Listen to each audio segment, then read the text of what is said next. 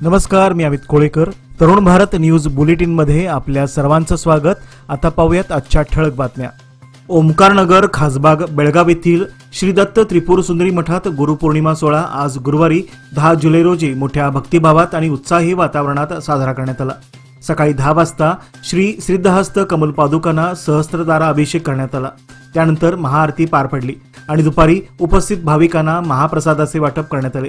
या पवित्र सोहळ्यानंतर पुढील 7 दिवसापर्यंत स्वामींच्या पादुका, इंद्रनीलमणी आणि गणपतीची मूर्ती भक्तांच्या दर्शनासाठी खुले ठेवण्यात येणार असल्याची माहिती मठाचे किरणस्वामी नायडू यांनी तरुण भारतशी बोलताना दिली. जोशीमाळा, खासबाग येथील एकाच कुटुंबातील तिघांनी काल बुधवारी विष प्राशन करून आत्महत्या केल्याच्या खळबळजनक घटनेतील प्रकरणात पोलिसांनी आज गुरुवारी तिघा संशयित आरोपींना अटक केली आहे, अशी माहिती शहराचे पोलीस आयुक्त भूषण बोरसे यांनी पत्रकार परिषदेत दिली. संतोष, सुवर्णा आणि मंगला कुर्डेकर या तिघांनी आत्महत्या करण्यापूर्वी लिहिलेल्या चिठ्ठीच्या आधारे राजेश कुडतरकर, भास्कर सोनार आणि नानासाहेब शिंदे यांना अटक करण्यात आली आहे. पोलीस तपासादरम्यान राजेशच्या घरी 600 ग्रॅम सोने आणि 4 लाख रुपये रोख रक्कम सापडली असून पुढील तपास सुरू आहे. शहरातील खंजर गल्ली येथील सार्वजनिक जागेत सुरू असलेल्या मटका जुगार अड्ड्यावर मार्केट पोलीस स्थानकाच्या पथकाने छापा टाकून 6 जणांना अटक केली आहे. या प्रकरणी संबंधिताविरोधात गुन्हा दाखल करण्यात आला असून पुढील तपास सुरू आहे. अटक करण्यात आलेल्या आरोपीमध्ये मोहम्मद शफी मोमीन साब तहसीलदार राहणार खंजर गल्ली, परशुराम अप्पाजी होसकोटी राहणार आनंदनगर वडगाव, प्रकाश राहणार कोतवाल गल्ली, अहमद खान आदम खान पठाण राहणार बागवान गल्ली, रफिक हुसेन साब मुल्ला राहणार बेळगाव आणि तुकाराम पाटील राहणार चंदगड जिल्हा कोल्हापूर या 6 जणांचा समावेश आहे. पोलिसांनी घटनास्थळावरून 3100 रुपये तसेच ओसी नंबरच्या चिठ्ठ्या आणि 1 पेन जप्त केले आहे. या सर्वांविरोधात मार्केट पोलीस स्थानकात जुगार प्रतिबंधक कायद्यानुसार गुन्हा दाखल करण्यात आला आहे. या कारवाईमुळे परिसरातील बेकायदेशीर मटका जुगाराच्या अड्ड्यावर पोलिसांनी लक्ष केंद्रित केल्याचे स्पष्ट झाले आहे. प्रकरणाचा तपास मार्केट पोलीस करत आहेत. महापालिका कर्मचारी संघटनेच्या मागण्याकडे सरकारने दुर्लक्ष केल्यामुळे आंदोलन 3ऱ्या दिवशीही सुरूच राहिले असून गुरुवारी देखील बेळगाव महानगरपालिकेचे नियमित कामकाज ठप्प झाले होते. सर्व कर्मचाऱ्यांनी सामूहिक रजेचा निर्णय कायम ठेवत महापालिकेच्या मुख्य प्रवेशद्वारावर ठिय्या आंदोलन केले. नगरविकास खात्याकडून मागण्याबाबत कोणताही ठोस निर्णय न घेण्यात आल्याने संघटनेने आंदोलन अधिक तीव्र करण्याचा इशारा दिला आहे. दरम्यान कर्नाटक राज्य महापालिका कर्मचारी संघटनेनेही बेळगाव संघटनेला पत्राद्वारे पाठिंबा दर्शवित आंदोलन सुरू ठेवण्याचे निर्देश दिले आहेत. संघटनेचे काही पदाधिकारी बेंगळूर येथे राज्यस्तरीय आंदोलनात सहभागी झाले होते. मात्र मागण्या न मान्य झाल्यामुळे त्यांनी पुन्हा बेळगावात आंदोलनात सक्रिय सहभाग घेतला आहे. या आंदोलनाचा थेट परिणाम महापालिकेच्या कामकाजावर झाला असून प्रशासनासह नागरिकांनाही मोठ्या अडचणींचा सामना करावा लागत आहे. बेळगाव शहरातील देशपांडे गल्ली येथील श्री स्वामी समर्थ मंदिरात गुरुपौर्णिमेनिमित्त विविध धार्मिक कार्यक्रमांचे आयोजन करण्यात आले होते. सकाळपासूनच मंदिरात अभिषेक, पूजन, जप, नामस्मरण, भजन आणि आरती यासारख्या धार्मिक विधींना सुरुवात झाली. शेकडो स्वामी भक्तांनी मोठ्या श्रद्धेने मंदिरात उपस्थित राहून स्वामी समर्थांचे दर्शन घेतले आणि आशीर्वाद मिळवले. विशेष म्हणजे यावेळी 121 भक्तांनी एकत्र येत 3 दिवसांचे स्वामी पारायण केले. तसेच आज गुरुपौर्णिमेच्या दिवशी मंदिरात सामूहिक पूजन आणि महाप्रसादाचे वाटप करण्यात आले. या सर्व कार्यक्रमांचे यशस्वी आयोजन trustee Vamanrao Huilgol, EG Kulkarni, NB Deshpande यांच्या मार्गदर्शनाखाली झाले. या कार्यक्रमात भटजी गिरीश जोशी यांच्यासह कार्यकर्ते दीपक तहसीलदार, प्रवीण महेंद्रकर, रोहन पाटील, सागर पाटील, प्रशांत सुरेकर, अमित बेळगुणकर तसेच महिला सेवेकऱ्यांसह इतर कार्यकर्त्यांचे मोलाचे योगदान लाभले. गुरुपौर्णिमा आणि श्री स्वामी समर्थ मंदिराच्या वर्धापन दिनानिमित्त बापट गल्लीतील कार पार्किंग परिसरात असलेल्या मंदिरात आज गुरुवारी महाप्रसादाचे आयोजन करण्यात आले होते. दुपारी 12 ते 3 या वेळेत महाप्रसादाचे वितरण करण्यात आले. यावेळी शेकडो भक्तांनी मंदिरात उपस्थित राहून स्वामींच्या दर्शनाचा लाभ घेतला आणि महाप्रसादाचे ग्रहण केले. मंदिर परिसर भक्तिभावाने भरून गेला होता. संपूर्ण परिसरात उत्सवाचे आणि श्रद्धेचे वातावरण अनुभवायला मिळाले. स्वामी समर्थ यांच्या चरणी नतमस्तक होण्यासाठी आलेल्या भक्तांची मोठी गर्दी झाली होती. कार्यक्रम अत्यंत शिस्तबद्ध आणि भक्तिपूर्ण वातावरणात पार पडल्याची माहिती आयोजकांनी दिली. गुरुपौर्णिमेनिमित्त बसवानगल्ली होसूर शहापूर येथील श्री भैरवनाथ व बसवांना मंदिरात गुरुवारी श्री स्वामी समर्थ मूर्ती व पादुकांचा अभिषेक मोठ्या भक्तिभावाने पार पडला। स्वामी समर्थांच्या मूर्तीला व पादुकांना सकाळी 11:30 वाजता अभिषेक घालण्यात आला। त्यानंतर पारंपरिक पद्धतीने आरती झाली व भाविकांना तीर्थप्रसादाचे वाटप करण्यात आले। या पावन प्रसंगी हजारो भाविकांनी मंदिरात हजेरी लावत दर्शन आणि प्रसादाचा लाभ घेतला। कार्यक्रमाच्या निमित्ताने संपूर्ण मंदिर परिसर भक्तांनी फुलून गेला होता। श्रद्धा, भक्ती आणि आध्यात्मिकतेने भारावलेल्या वातावरणात हा सोहळा अत्यंत शांततापूर्ण आणि उत्साही वातावरणात पार पडला। या कार्यक्रमाविषयी माहिती श्री स्वामी समर्थ अक्कलकोट सेवा संघ होसूर शहापूर यांनी तरुणबारची संवाद साधताना दिली। हिडकल धरणाच्या पाणलोट क्षेत्रात झालेल्या मुसळधार पावसामुळे आणि वाढलेल्या पाण्याच्या प्रवाहाच्या पार्श्वभूमीवर धरणाचे 10 दरवाजे आज गुरुवारी उघडण्यात आले। यामुळे सुमारे 5000 क्युसेक पाण्याचा विसर्ग नदीपात्रात करण्यात येत आहे। सिंचन विभाग आणि जिल्हा प्रशासनाने दिलेल्या माहितीनुसार सध्या कोणताही धोका निर्माण झालेला नाही। मात्र संभाव्य आपत्तीस तोंड देण्यासाठी सर्व आवश्यक खबरदारीचे उपाय राबवण्यात येत आहेत। नदीकाठच्या गावामध्ये राहणाऱ्या नागरिकांना सतर्क राहण्याचे आवाहन करण्यात आले आहे। प्रशासन आणि सिंचन विभाग परिस्थितीवर बारकाईने लक्ष ठेवत आहेत। नागरिकांनी अफवावर विश्वास न ठेवता अधिकृत सूचनांचे पालन करावे असेही आवाहन करण्यात आले आहे। बेळगाव शहरातील गोवावेस येथील श्री दत्त मंदिरात गुरुपौर्णिमेनिमित्त आज सकाळपासून उत्साही वातावरणात पूजा अर्चा आणि अभिषेक विधी पार पडला। मंदिरात नवनाथांची आकर्षक आरास करण्यात आली होती, जी पाहण्यासाठी भाविकांनी मोठ्या संख्येने गर्दी केली होती। दर्शन, पूजन आणि प्रसादाचा लाभ घेत भक्तांनी भक्तिभावाने गुरुपौर्णिमा साजरी केली। मंदिर परिसर दिवसभर भक्तिभावाने गजबजून गेला होता। बुधवार दिनांक 9 जुलै 2025 रोजी मंत्रालय मुंबई येथे जलसंपदा मंत्री राधाकृष्ण विखे पाटील यांच्या अध्यक्षतेखाली कोल्हापूर आणि सांगली जिल्ह्यामध्ये दरवर्षी उद्भवणाऱ्या महापुराचा धोका टाळण्यासाठी आलमट्टी धरणाच्या नियमनाबाबत महत्त्वपूर्ण बैठक पार पडली। या बैठकीस खासदार धैर्यशील माने, दोन्ही जिल्ह्यातील आमदार, लोकप्रतिनिधी, विभागीय मंत्री तसेच संबंधित अधिकारी उपस्थित होते। बैठकीत बोलताना खासदार माने यांनी ठाम भूमिका घेत जनतेच्या सुरक्षेला सर्वोच्च प्राधान्य देण्याची गरज अधोरेखित केली। आलमट्टी धरणाच्या पाण्याचे नियोजन ही केवळ तांत्रिक बाब नाही, तर कोल्हापूर आणि सांगलीच्या लाखो नागरिकांच्या जीवनाशी थेट संबंधित आहे। त्यामुळे धरणाची उंची वाढविण्यास माझा स्पष्ट विरोध आहे, असे त्यांनी सांगितले। कर्नाटकात सत्तेवर असलेल्या काँग्रेसमध्ये मुख्यमंत्री पदाबाबत अंतर्गत राजकारण पुन्हा एकदा चव्हाट्यावर आले आहे। पक्षांतर्गत सत्ता वाटपाच्या करारानुसार उपमुख्यमंत्री डी.के. शिवकुमार यांनी आता मुख्यमंत्री पदाची मागणी केल्याची माहिती समोर येत आहे। या संदर्भात पत्रकारांनी शिवकुमार यांना प्रियांका गांधी यांच्याबाबत झालेल्या चर्चेबाबत विचारणा केली असता त्यांनी फक्त भेट झाली असे सांगून अधिक माहिती देण्याचे टाळले। मात्र या भेटीचे राजकीय महत्त्व अधोरेखित होत आहे। 2023 मध्ये काँग्रेसने कर्नाटक विधानसभेत स्पष्ट बहुमत मिळवून सत्ता हस्तगत केली होती। त्यानंतर सिद्धरामय्या आणि डी.के. शिवकुमार यांच्यात मुख्यमंत्री पदाच्या अडीच वर्षाच्या कार्यकाळासाठी सत्ता वाटपाचा तडजोडीचा करार झाल्याचे त्यावेळी सांगण्यात आले होते। सध्याच्या घडीला काँग्रेस सरकारचा कार्यकाळ अर्ध्यावर आला असून आगामी काही महिन्यात नेतृत्व बदलासंदर्भातील हालचालींना गती मिळण्याची शक्यता आहे। या पार्श्वभूमीवर दिल्लीतील हे बैठक आणि त्यानंतर सुरू झालेल्या चर्चा विशेष लक्षवेधी ठरत आहेत। कर्नाटक, महाराष्ट्र आणि गोवा राज्यातील लाखो भाविकांचे श्रद्धास्थान असलेल्या श्री यल्लमादेवी मंदिराच्या दानपेटीची मोजणी बुधवारी पूर्ण झाली। यंदा केवळ 3 महिन्यात 3,81,00,000 अधिक रक्कम देवीच्या चरणी भक्तांतर्फे अर्पण करण्यात आली आहे। दानपेटी उघडण्याची परवानगी जिल्हाधिकारी, मंदिराचे शासनाधिकारी आणि देवस्थान विकास प्राधिकरणाचे सचिव अशोक दुडगुंटी यांनी दिली।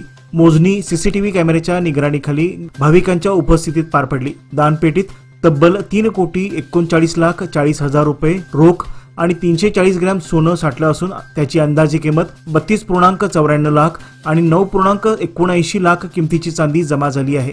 यल्लमा मंदिराच्या इतिहासात ही आजवरची सर्वात मोठी देणगी असल्याचे मानले जात आहे। लोकमान्यच्या मुदत ठेव योजना म्हणजेच सुयोग्य कालावधी सर्वोत्तम व्याजदर। आता तुमच्या गुंतवणुकीवर मिळवा 10.60% परतावा। अधिक माहितीसाठी आजच संपर्क करा 1800212405। लोकमान्य, प्रत्येक पावलावर तुमच्या सोबत। योजना फक्त सभासदांकरिता, नियम व अटी लागू। बेळगाव शहरात वाहतूक नियमांचे काटेकोर पालन सुनिश्चित करण्यासाठी उद्या शुक्रवारपासून कडक पावले उचलली जातील, अशी माहिती पोलीस आयुक्त भूषण बोरसे यांनी दिली आहे। स्मार्ट सिटी योजनेअंतर्गत बसवण्यात आलेल्या आणि सध्या बंद अवस्थेत असलेल्या सिग्नलवरील सीसीटीव्ही कॅमेऱ्यांची दुरुस्ती करून पुन्हा त्यांना कार्यान्वित करण्यात येणार आहे। या कॅमेऱ्याच्या माध्यमातून नियमांचे उल्लंघन करणाऱ्यावर कायदेशीर कारवाई केली जाईल। विशेषतः हेल्मेटचा वापर न करणे, सीट बेल्ट न बांधणे, ट्रॅफिक सिग्नलचे उल्लंघन यावर पोलीस लक्ष केंद्रित करणार आहेत. नियमांचे उल्लंघन करणाऱ्यांना दंडात्मक चलन पोस्ट ऑफिसच्या माध्यमातून पाठवले जाईल असे पोलीस आयुक्तांनी स्पष्ट केले. तसेच नागरिकांनी नियमांचे काटेकोर पालन करण्याचे आवाहन त्यांनी केले आहे. तिलारी जलविद्युत प्रकल्पाच्या धरणात बुधवारी सकाळी मासेमारी दरम्यान तब्बल 28 किलो वजनाचा कटला जातीचा भला मोठा मासा आढळून आल्याने परिसरात एकच खळबळ उडाली. मळवी येथील मंगेश मोहिते यांनी मंगळवारी संध्याकाळी धरणात मासेमारीसाठी जाळी टाकली होती. बुधवारी सकाळी तपासणी दरम्यान त्यांच्या जाळ्यात हा विशालकाय मासा अडकलेला आढळून आला. तिलारी धरण परिसरातील अनेक शेतकरी मासेमारीचा छंद जोपासतात. यावर्षी मिळालेला हा आतापर्यंतचा सर्वात मोठा मासा असल्याचे सांगण्यात येते. याआधी मागील वर्षी 48 किलो वजनाचा मासा मिळाल्याची नोंद आहे. धरणातील मासे विशेषतः कटला, मिरगल, नवरंग आणि पापलेट या जातीचे मासे असतात. त्यांच्या उत्कृष्ट चवीमुळे खवय्यामध्ये या माशांना मोठी मागणी आहे.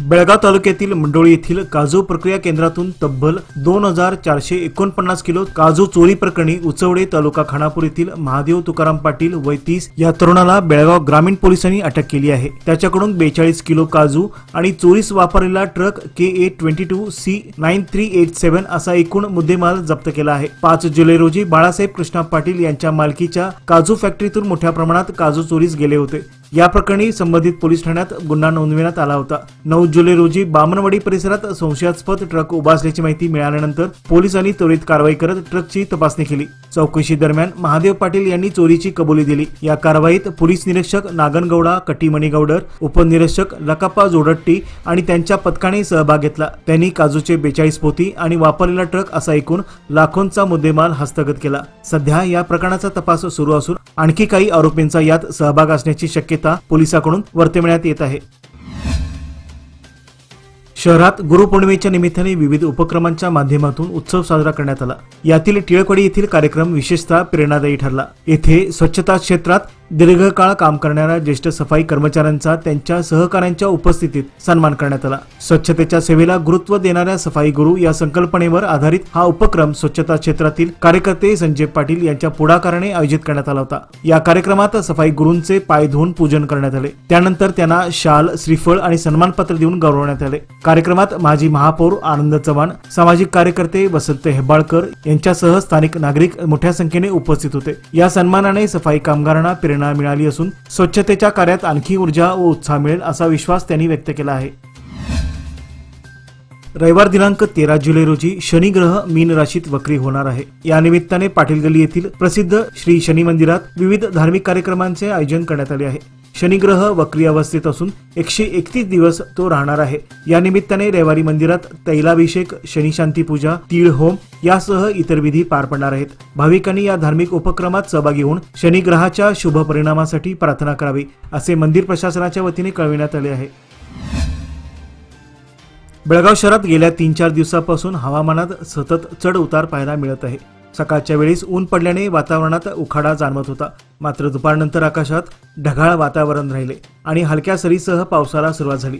सायंकाळच्या सुमारास मात्र मुसळधार पावसाने शहराला अक्षरशः झोडपून काढले. या पावसामुळे शहरातील काही सखल भागात पाणी साचले असून रस्त्यावर चिखल आणि वाहतूक कोंडीची समस्या निर्माण झाली होती. बाजारपेठांमध्ये आणि प्रमुख वर्दळीच्या रस्त्यावर नागरिकांना मोठा त्रास सहन करावा लागला. अनेक ठिकाणी पादचाऱ्यांसाठी चालणेही कठीण झाले होते. दरम्यान या पावसामुळे वातावरणात गारवा निर्माण झाला असून तापमानात लक्षणीय घट झाली आहे. हवामान विभागाने पुढील काही तासांमध्ये पावसाचा जोर कायम राहण्याचा अंदाज वर्तवला आहे. गुरुपौर्णिमेनिमित्त वडगाव येथील प्रसिद्ध रांगोळी कलाकार अजित औरवाडकर यांनी श्री रामकृष्ण परमहंस यांचे भव्य भावचित्र रांगोळीच्या माध्यमातून साकारले आहे. ही रांगोळी 2 फूट बाय 3 फूट आकाराची असून ती रेखाटण्यासाठी त्यांना तब्बल 11 तासांचा कालावधी लागला. अजित औरवाडकर यांनी लेख कलरचा वापर करून अतिशय सूक्ष्म आणि भावस्पर्शी रेखाटन साकारले आहे. रांगोळीतील रंगछटा, भावभावना आणि बारकावे हे त्यांच्या कलात्मक कौशल्याचे उत्तम उदाहरण ठरले आहे. ही कलाकृती वडगाव येथील ज्योती फोटो स्टुडिओ येथे 15 जुलैपर्यंत सकाळी 9 ते रात्री 9 वाजेपर्यंत सर्व नागरिकांसाठी पाहण्यासाठी खुली ठेवण्यात आली आहे. वडगाव येथील आनंदनगर दुसऱ्या क्रॉस परिसरात रस्त्यावरील पददीप बंद पडल्याने संपूर्ण परिसर अंधारात झाकला गेला आहे. अनेक दिवसापासून हे दिवे बंद असताना नागरिकांनी वारंवार तक्रारी करूनही प्रशासनाकडून कोणतीही दखल घेण्यात आली नाही, असा आरोप स्थानिकांनी केला आहे। याशिवाय या भागातील रस्त्यांचीही अवस्था अत्यंत खराब झाली असून खड्ड्यामुळे वाहन चालक आणि पादचाऱ्यांना अपघाताचा धोका निर्माण झाला आहे। अलीकडेच या भागात चोरट्यांनी धुमाकूळ घातल्याची घटना घडली होती। स्थानिक नागरिकांनी प्रशासनाला अशी विनंती केली आहे की सुरक्षेच्या दृष्टिकोनातून येथील पददिवे तसेच खराब रस्त्यांची डागडुजी करावी, अन्यथा तीव्र आंदोलन छेडण्याचा इशारा दिला आहे। कोणतीही परिस्थिती अडथळा ठरत नाही जर जिद्द, चिकाटी आणि मेहनत साथ देत असेल। हे सिद्ध केले कंगराळी बुद्रुक येथील युवक प्रशांत मंगेश चौगले याने। अत्यंत हलाखीच्या परिस्थितीत आणि घरातील आर्थिक अडचणीवर मात करत त्याने चार्टर्ड अकाउंटंट ही देशातील अत्यंत प्रतिष्ठेची व कठीण परीक्षा यशस्वीरित्या पूर्ण केली आहे। प्रशांतचे वडील पेट्रोल पंपावर काम करून कुटुंबाचा उदरनिर्वाह करतात। शिक्षणाच्या वाटचालीत अनेक अडथळे येत असतानाही प्रशांतने हार मानली नाही। त्याने अभ्यासावर लक्ष केंद्रित करत सातत्याने मेहनत घेतली आणि अखेर यश आपल्या पदरात पडलं। प्रशांतच्या या यशामुळे गावात आणि परिसरात आनंदाचे आणि अभिमानाचे वातावरण आहे। बेळगावातील महाद्वार रोडवरील संभाजी उद्यानासमोर रस्त्यालगत कचऱ्याचा ढीग साचल्याने परिसरात दुर्गंधी पसरली असून नागरिकांना मोठ्या प्रमाणात त्रास सहन करावा लागत आहे। सार्वजनिक ठिकाणी साचलेल्या या कचऱ्यामुळे आरोग्यास धोका निर्माण झाला असून त्यावर प्रशासन दुर्लक्ष करत असल्यामुळे नागरिकांमध्ये तीव्र नाराजी आणि संताप व्यक्त केला जात आहे। परिसरात दिवसेंदिवस कचऱ्याचा खच वाढत चालला असून त्यातून दुर्गंधी, माशा आणि डासांचा प्रादुर्भावही मोठ्या प्रमाणात वाढला आहे। या ठिकाणी लहान मुले, ज्येष्ठ नागरिक व व्यायामासाठी येणारे नागरिक मोठ्या संख्येने येत असतात, मात्र कचऱ्यामुळे त्यांचे आरोग्य धोक्यात आले आहे। नागरिकांनी महापालिकेकडे येथील कचरा तातडीने हटवून परिसराची नियमित साफसफाई करण्यात यावी अशी विनंती केली आहे। बेळगाव कॅम्प पोलिसांनी मंगळवारी 8 जुलै रोजी रात्री उशिरा गांजा विक्री प्रकरणी कारवाई करत 3 जणांविरोधात गुन्हा दाखल केला असून त्यांच्या ताब्यातून एकूण 1,30,320 रुपयांचा मुद्देमाल जप्त केला आहे। गंभीर स्वरूपाच्या या प्रकरणात राजू परशुराम उजगावकर वय 31 आणि हनुमंत परशुराम पाटील वय 20 दोघे राहणार सोळगाव तालुका बेळगाव याच्यासह आणखी एका संशयिताचा समावेश आहे। पोलिसांना गणेशपूर येथील मुख्य रस्त्यावर गांजाची विक्री होणार असल्याची गोपनीय माहिती मिळाल्यानंतर त्यांनी पथकासह छापा टाकून ही कारवाई केली। संशयितांनी सोळग्यातील मोहन नामक व्यक्तीकडून गांजा खरेदी करून तो आपल्या ताब्यात ठेवला होता। हा गांजा कॅम्प परिसरातील हजरत रस्त्यावरील फातिमा चर्चजवळ विक्रीस ठेवण्यात आला होता। पोलिसांनी छापा टाकून 53,300 रुपयांचा गांजा, 2,020 रुपये रोख रक्कम आणि सुमारे 75 रुपये किमतीची मोटरसायकल असा एकूण 1,30,320 रुपयांचा मुद्देमाल जप्त केला आहे। पोलिसांनी या प्रकरणी अटक केलेल्या 3 जणांविरोधात अंमली पदार्थ नियंत्रण कायद्याअंतर्गत गुन्हा दाखल केला असून पुढील तपास सुरू आहे। बेळगाव ग्रामीण संघात हरित क्षेत्र वाढविण्याच्या उद्देशाने माजी आमदार संजय पाटील यांनी पुढाकार घेत वृक्षारोपण मोहीम हाती घेतली आहे।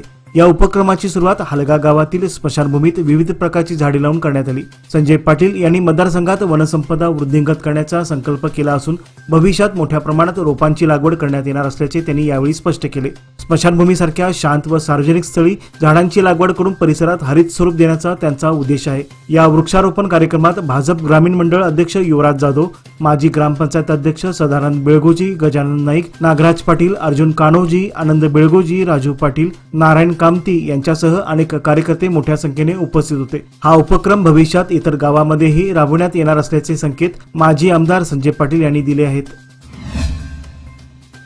हिंडलगा येथील मांजरेकर कॉलनीमध्ये ग्रामपंचायत फंडाच्या माध्यमातून गटार बांधकामाच्या महत्त्वपूर्ण प्रकल्पास नुकतीच सुरुवात करण्यात आली। स्थानिक नागरिकांची दीर्घकालीन मागणी लक्षात घेता हा प्रकल्प अखेर प्रत्यक्षात उतरवण्यात आला आहे। ग्रामपंचायतीच्या निधीतून सुरू झालेल्या या कामामुळे कॉलनीतील सांडपाण्याचा निचरा अधिक सुरळीत होणार असून त्यामुळे परिसरातील स्वच्छता आणि आरोग्याच्या दृष्टीने मोठा दिलासा मिळणार आहे। पावसाळ्यात साचणारे पाणी आणि त्यातून उद्भवणाऱ्या आजारापासून नागरिकांची सुटका होणार असल्याने नागरिकांनी समाधान व्यक्त केले आहे। या कामाच्या प्रसंगी ग्रामपंचायत सदस्य, स्थानिक नेते आणि नागरिक मोठ्या संख्येने उपस्थित होते। कॉलनीतील नागरी सुविधा अधिक सक्षम करण्यासाठी ग्रामपंचायत कटिबद्ध असून भविष्यात आणखी विकास कामे हाती घेतली जाणार असल्याचेही यावेळी सांगण्यात आले। याचबरोबर आजचे बातमीपत्र येथेच संपले। अधिक माहिती आणि ताज्या घडामोडी करता पाहत रहा तरुण भारत न्यूज चॅनल। तसेच आमच्या चॅनलला लाईक, शेअर आणि सबस्क्राईब करायला विसरू नका। विश्वासार्ह बातम्यांसाठी दररोज वाचा दैनिक तरुण भारत। धन्यवाद।